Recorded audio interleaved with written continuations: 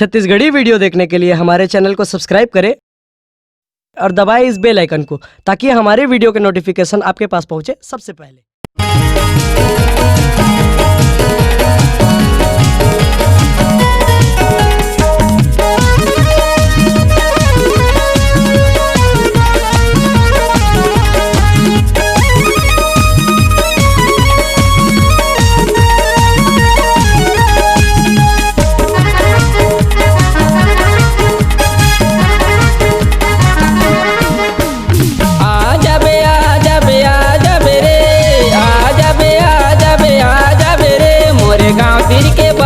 बाजार मारे मोरे गाँव तीर के बमनी बाजार मना मोरे गाँव तीर के बमनी बाजार मारे मोरे गाँव तीर के बमनी बाजार मना।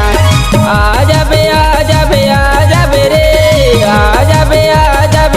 जाबे रे मोरे गाँव तीर के बमनी बाजार मारे मोरे गाँव तीर के बमनी बाजार मना मोरे गाँव तीर के बमनी बाजार मारे मोरे गाँव तीर के बमनी बाजार मना।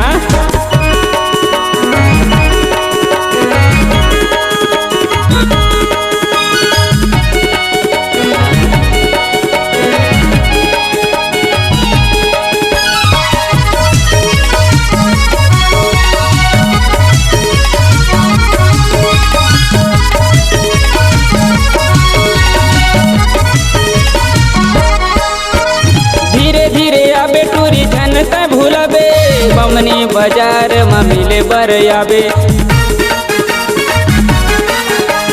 धीरे धीरे आबे टूरी जनता भूलबे बमनी बाजार में मिले बर आबे हे बमनी बाजार में मिले बर आबे। दिन शुक्रवार के तहाँ जाबे रे दिन शुक्रवार के तहाँ जाबे रे मोरे गाँव तीर के बमनी बाजार मारे मोरे गाँव तीर के बमनी बाजार मना मोरे गाँव तीर के बमनी बाजार मारे मोरे गाँव तीर के बमनी बाजार मना।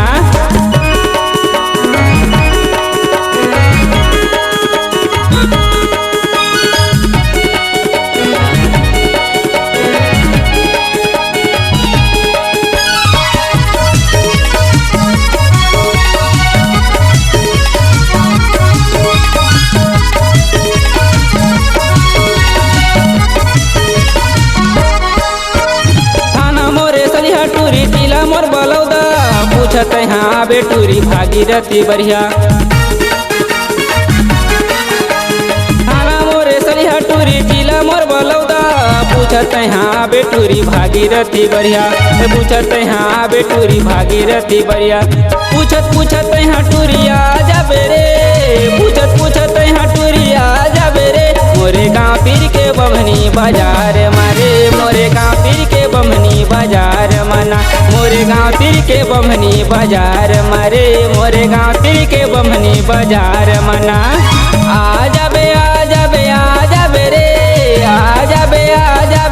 जाबे रे मोरे गाँव तीर के बमनी बाजार मारे मोरे गाँव तीर के बमनी बाजार मना मोरे गाँव तीर के बमनी बाजार मारे मोरे गाँव तीर के बमनी बाजार मना मोरे गाँव तीर के सरिया बाजार मारे मोरे गाँव तीर के धनसिर बाजार मना मोरे गाँव तीर के सलिया बाजार मारे मोरे गाँव तीर के बमनी बाजार मना। अगर आप अपनी आवाज को एक नया आयाम देना चाहते हैं तो चले आइए मल्टी ट्रैक डिजिटल रिकॉर्डिंग के लिए संपर्क करें HK म्यूजिक कंपनी, कोटा डबरी, चांपा, छत्तीसगढ़। मोबाइल नंबर है 9329238487 और 8085380339।